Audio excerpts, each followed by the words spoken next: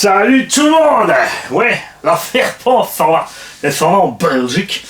D'ailleurs, là-bas, la pomme verte, comme je l'appelle, elle va rouler avec mon père, RC Jam Jam. Et les bâches bro, c'est pour ça qu'il a une carreau renforcée en dessous. Donc ça, Fabrice, tu rouleras quand ils seront pas là. Ouais, Jam Jam, ça devrait aller. Avec Vince, bien. Bien, commençons d'abord par quelques pièces de rechange. Donc un porte-fusil arrière est fondu mais encore ok. Donc j'ai changé bien sûr la paire. Je t'ai mis les deux anciens là-dedans. Les élargisseurs si tu veux que les roues soient à fleur à l'arrière de la carreau de la Porsche quand tu mets la carreau de la Porsche. Les deux plots de carreau arrière pour mettre la carreau de la Porsche aussi. Devant, il suffit de les redescendre. C'est réglable. Derrière tu vires les deux longs, tu mets les deux courts. Et c'est fait. Quelques circlips, quelques roulements épaulés, donc de chez Kanzen. Point faible de cette machine, roulement d'origine, enfin toute une série où le roulement côté couronne, à cause de la pression exercée dessus, pète au niveau de l'épaulement. Alors ils pensaient que c'était à cause du 6S ou parce que certains d'entre nous roulent en vitesse, mais en fait non, puisque moi j'avais déjà roulé en vitesse l'ancienne série, j'ai jamais eu de problème. C'est juste vraiment cette série de roulements foireuse, parce qu'une fois qu'on met l'autre roulement dedans, bah c'est réglé, il n'y a plus de problème. Ok. Et un triangle de ma toute première Serpent LWB, puisque souvenez-vous, ricochet palette.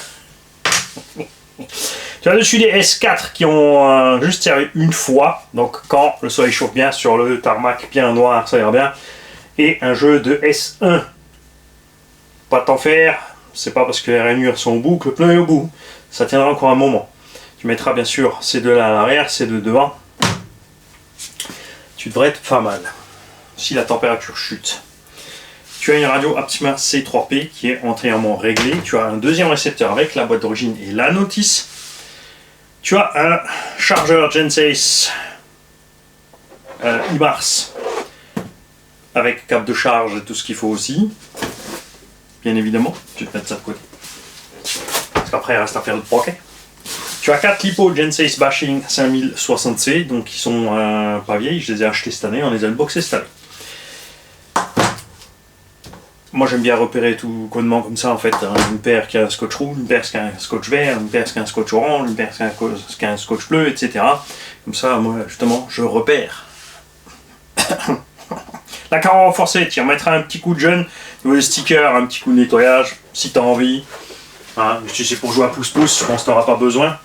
Tu vois, elle est pratique avec la forme, elle roule bien, elle retombe facilement sur les roues, parce que la coque est plus légère que le châssis, donc elle tombe souvent, très très souvent sur les roues. Enfin, en général. Même à 99%. Je t'ai mis une paire déjà à bord, parce qu'on va bien sûr démarrer la bête. Tu as le Léopard 1800 kV 4074 V3 à bord, le petit radiateur et son ventilo, bon, refroidisseur ventilo, échangeur et ventilo, comme tu as envie. Le SkyRC Toro TS 150 Pro, relié avec le capteur. Si jamais tu veux t'aventurer un moment à prog, tout ce qu'il faut acheter c'est une carte de programmation SkyRC, ça vaut une vingtaine d'euros. Là c'est programmé avec un cutoff à 3.4. On a un tout petit peu de turbo en fin de course, mais pas trop. C'est soudé directement ensemble, les câbles ils vont directement dedans, là aussi on a fait une petite ouverture pour passer le câble directement dedans, comme ça il n'y a rien qui se balade là-dedans. L'interrupteur il est là, c'est un switch digital. Tu peux le court-circuiter si tu as envie, tu peux couper les deux câbles et l'accrocher ensemble, basta. Quand tu branches, ça se met en route et puis c'est tout. C'est ce qu'on croirait, mais en fait non, parce que si tu fais ça, tu ne pourras plus faire ta prog, parce qu'une impulsion c'est pour démarrer, et si tu restes dessus, tu rentres en mode programmation du neutre. Ça, c'est dans les vidéos à propos de ce Vario, dans la playlist réglage Vario. Tu feras très attention quand tu mets tes lipos à bord. Moi, je les mets comme ça, pour que les câbles puissent aller nulle part. Ici, il y a la transmis au milieu, bien sûr. Bon, après, tu peux tourner de l'autre sens, mais là, le câble d'équilibre va être à peu près ici. Cette batterie, là, tu peux mettre dans les deux sens où tu veux. Moi, je fais comme ça à 99% du temps, et ça s'est très bien passé, on n'a pas arraché les câbles. Hein. On a un servo brushless, on sort 6 volts ici, lui, il sort 25 ou 28 kg, 0, c'est sous 0,10 secondes, je crois. Tu vas voir de toute façon. Les réglages sont faits comme sur les derniers runs, c'est-à-dire qu'on a retrouvé ma petite Serpent LVB, elle tient le sol, nickel. Un truc super marrant, c'est que Fripouille a mis sa carreau de Hyundai Pony dessus, il a rien touché au réglage, il est parti et elle tient super bien le pavé. Celle-là, vous avez vu, on perdait sans arrêt l'arrière. On a du coup profité pour explorer certaines choses, mais on est revenu toujours sur les mêmes bases. Un morteau couché à l'arrière, biellette en haut, plus près de la roue. Diff super détendu, diff avant 300 000 CST, c'est récent, t'as pas besoin d'ouvrir. Au centre, t'as la spool. Et on est vraiment bien comme ça. Je pense que je me suis fait plus de mal à essayer absolument de voir mettre le diff à temps. Autant ça allait tellement bien sur l'autre, sur celle-là. C'est comme ça. Ça va pas toujours comme on veut. Je vais te l'approcher quand même. Je vais te mettre la lumière. Un peu. Donc faut pas s'en faire, c'est normal chez Serpent. Les écrous là, c'est plastoc. T'as pas besoin de serrage. Faut juste que ça tienne la vis. Là aussi, tu as des petits écrous à cage plastique dedans, mais tout ça, c'est dans les vidéos. Bien sûr, les BTR à l'intérieur ont été montés avec les Loctite déjà. Les roulements épaulés, donc c'est fait. Tu as juste la réserve en cas de besoin. Axe de cardan et noix. On a bien sûr une trace d'utilisation, mais rien d'extravagant. Hein, tout va bien. Châssis, forcément, il y a quelques rayures. Quand on roule bas, c'est fatal. La radio est pré-réglée, donc sur sub modèle 0. Attention, si tu es sur modèle 1, 2 ou 3 sur ces radios, ça se met quand même en route. Par contre, avec les réglages que tu as sur le modèle 1, 2, 3, 4. Hein, donc il faut se méfier. Un petit coup sur l'interrupteur, clac, ça prend. Il n'y a pas de bip, il n'y a rien. Tu as une petite LED rouge ici au milieu. La direction fonctionne, tu vois. Et normalement, ça devrait marcher maintenant.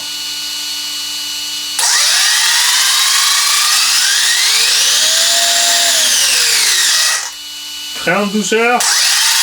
Marche arrière aussi. Gaffe, en marche arrière. Ça freine pas. C'est pas un XL Traxxas. Donc quand tu recules, au moment où tu touches tes gaz, tu bloques les roues. Donc pensez-y quand vous faites une marche arrière, allez-y en douceur. Et ensuite, mettez juste un petit coup pour la ralentir. Laissez-la rouler un petit peu avant de repartir. Sauf si tu fais ton petit demi-tour Star Sketch. Hein. Ça, c'est sûr. Là, tu recules, tu braques et tu repars de l'autre sens direct. Ça, c'est pas possible avec un VXL. À ce moment-là, lui, quand tu vas remettre l'autre sens et remettre gaz, bah, il va freiner d'abord. Tout simplement, une petite grille de refroidisseur de protection de ventilo PC parce que la roue avant bazarde toujours les graviers là-dessus, sur la gauche ou la droite, ça finit toujours là-dedans, ça bloque les pales. Si les pales de ces varios, enfin si le ventile ne fonctionne pas, le vario se met en défaut. Hein, donc gaffe à ça. Tu contrôleras bien sûr si tout est réglé.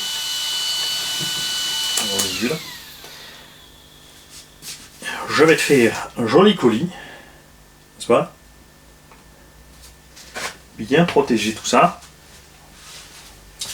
Les clips de carreaux sont dans le sachet aussi. Et je crois qu'on a fait le tour. Comme tu roules avec Jam Jam et les Bash Pro, tu n'auras pas de soucis pour ce qui est de réglage pour te mettre à l'aise avec la machine. Chacun pilote différemment, chacun est à l'aise différemment. Au niveau des carrossages, je suis resté relativement neutre. On a un petit peu d'ouverture devant, le pincement induit par la cale d'origine à l'arrière, c'est tout. Rien touché d'autre parce que j'aime bien que mes pneus s'usent régulièrement. Quand tu auras fait quelques tours, tu regardes un peu l'usure de tes pneus, ça dépend bien sûr du circuit et du tracé que vous faites aussi.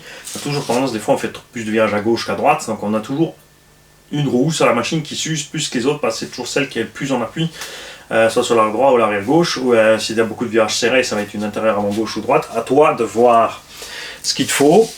Moi, je suis pas le mec qui me rend malade avec un banc de réglage, puisque de toute façon, il y a tellement de jeux, de voilage des jantes, de tout ce que tu veux. Bien sûr, tu arrives quand même à faire des réglages propres. Même si ça va relativement vite une fois que tu es habitué.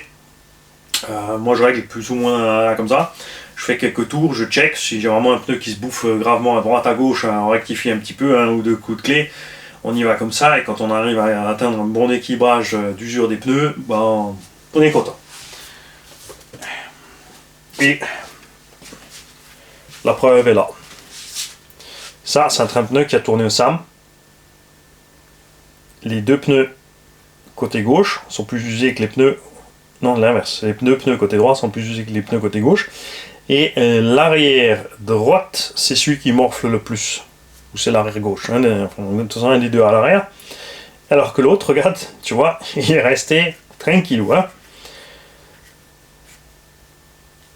Et on est usé à plat. On a ici sur les côtés, bien sûr, quand on attaque, on arrache les côtés, mais on n'a pas d'usure en partant du centre vers les bords. Ce qui arrive que tu mets beaucoup de carrossage ou autre, c'est sûr que ça augmente la tenue de route, la maniabilité, mais ça coûte du pneu. Et nous, on aime bien que ça dure, les pneumatiques en RC. C'est vrai qu'en MT, à part les mousses ou vraiment quelque chose qui se déchire parce qu'il y a un obstacle, les pneus de MT, je crois que j'en ai jamais poncé. Il y a quand même un Allemand qui m'a dit, par exemple, les roues BF Goodrich là, que j'utilisais sur le mouillave, il a dit ouais, tu dis que c'est des bons pneus, c'est de la merde, je les ai rincés en 3 packs. Ah, tu te dis quand même, vache, le mec, 3 packs, il a rincé les pneus, nous on roule en vitesse, on a fait bien plus que ça, on est loin de les avoir rincés. C'est sûr que si tu vas sur le goudron pour drifter avec tes pneus TT, il n'y a pas de miracle. Hein. Donc Fabrice, tu nous tiens au jus, tu essaieras ça en douceur.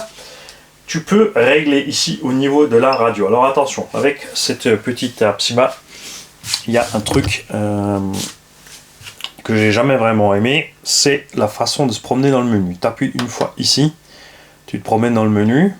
Tu vas ici par exemple sur Dual Rate. Pour la direction, tu as un accès rapide ici du Dual Rate. Ça, je t'invite à faire. Je pense diminuer la direction. Tu as vu comme moi sur le circuit, j'ai diminué quasiment la direction à 50% pour pas quand sortir du virage et pouvoir repartir droit propre sans que le cul se dérobe. C'était le seul mystère en fait depuis le début, avec un ou deux réglages sur la caisse. Tu appuies une fois, ici tu as la voie qui clignote. Le 2, c'est les gaz. C'est pareil, c'est pas 1, 2, 3, c'est 1, 2, 3 vers toi. Ça. Je trouve pas ça spécialement logique. Mais bon. Tu vois, c'est pas 1, 2, 3, c'est à l'envers. C'est pas grave. On s'habitue.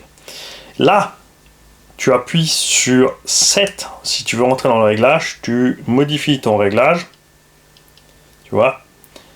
Hein?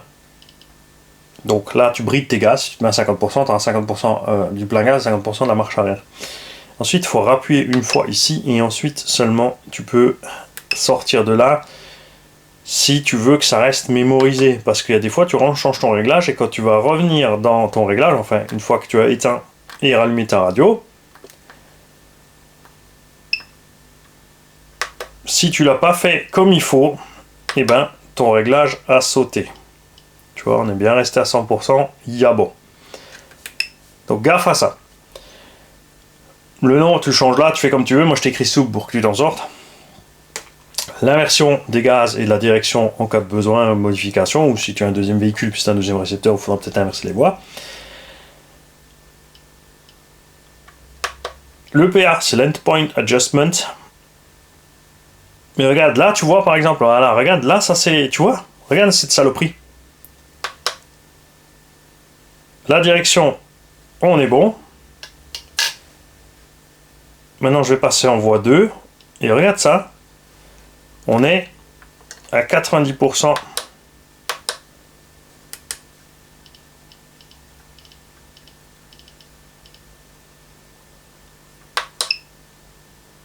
Voilà. Sur les gaz. Et on a envie de voir ce qui se passe au frein. Ah non, clignotis, 7. C'est vraiment... Là, on est bon. Ah! Ça va bien se passer. 7, 100%, validé, ressortir de là. Ok. Tu vois, faut se méfier. Avec l'EPA, tu peux changer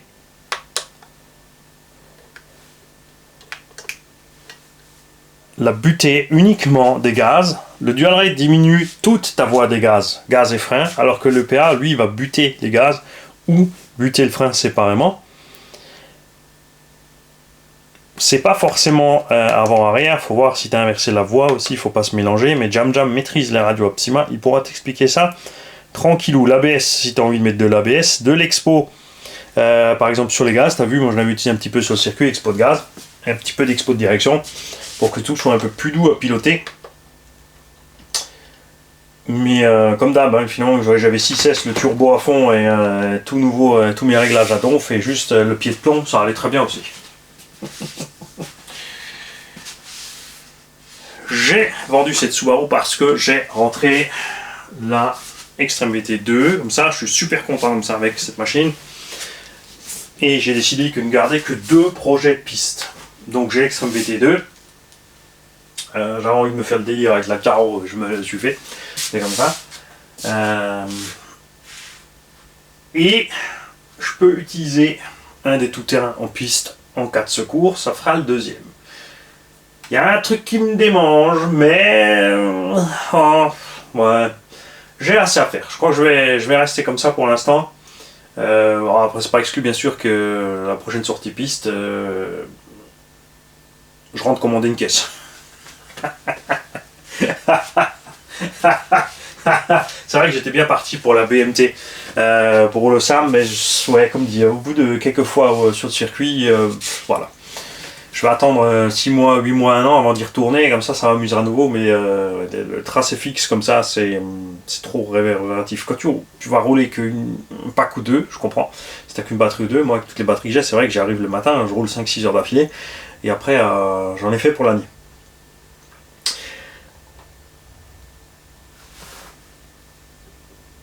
Chargeur, on en a causé, c'est bon. Faut juste pas que je oublie de l'emballer. Notice, voilà, c'est ça. La Serpent LWB n'a pas de notice. Ce sont les pièces de la Serpent 811 GT. C'est le châssis du 811 Truggy. Différence sont uniquement les 2 renforts de châssis. Les rêves se trouvent sur le site Serpent. Tu peux contacter Kyosho France. En France, c'est Kyosho qui s'occupe de l'import Serpent. C'est une équipe géniale, tu verras. Toute l'équipe Kyosho, ils sont d'enfer. Ils t'expliqueront tout ça. Si tu as envie de mettre des options, c'est pareil. Ils te diront, parce qu'il faut faire attention avec les cales de train. Si tu as envie de mettre les cales d'options alu, il faut changer les axes qui vont avec. Pas se faire avoir sur ça. Il existe bien sûr toutes les étriers et les portes-fusées en alu. Si jamais tu as envie de faire ça, c'est comme tu veux. Je t'ai laissé la référence ici des portes-fusées parce qu'il y a un petit piège aussi à ce niveau-là. Parce qu'il y a l'ancienne version, la version du buggy et la version des GT. Et on s'y perd vite en fait. Tu vois, ce sont ici les portes fusées gauche et droit 811 2.0. Et t'as vite un millimélo avec ça, c'est un peu dommage. Mais après en consommation de pièces, moi sur les serpents, il m'a pas fallu grand chose. C'est vrai qu'on a fait les cochons avec le buggy. C'est là où il m'a fallu le plus de pièces parce que, encore une fois, palette. Sinon tout s'est bien passé. Sur les Serpent MTE, les premiers, on avait le gars avec des cardans à l'arrière. C'est gommé par la suite. Donc beaucoup ont signalé effectivement que les axes de roue, là en fer blanc avec les circlips, ça peut se tordre. Donc de temps en temps, check-les, redresse-les. Là c'est ce que j'ai fait, là, qui est un peu tordu, on l'a redressé parce que si ça reste plié dedans, bien sûr ça gêne le fonctionnement et surtout ça va déchirer plus vite le porte-fusée après. Tout simplement. T'es pas obligé de passer sur les pièces alu, les roulements ne bougent pas dans les plastiques Serpent, de toute façon c'est pour le loisir, donc t'es cool. On attend bien sûr avec impatience la SRX 8 LVB. Bon là ils ont ressorti la 811, hein. Pour ceux qui se posent la question si la 811 LWB allait être stoppée, ça va être un problème avec les pièces, c'est non. Ils ont ressorti tout simplement qu'une carreau de Audi, ils n'avaient plus les droits pour la Porsche, donc maintenant ils sont partis sur une Audi. Mais toi, t'as encore la Porsche, et t'as la Porsche avec le verre de ses morts. C'est vrai qu'il pète ce verre. Mais bon, je peux pas tout garder, c'est comme ça. Enfin, je pourrais, mais ça me servira pas à grand chose. Les gars, je vous souhaite une belle journée. Fabrice, j'attends tes nouvelles quand tu auras la caisse. Et j'espère voir bien sûr la caisse tourner sur les vidéos à Jam Jam et au Bash Pro. Ciao les kikis.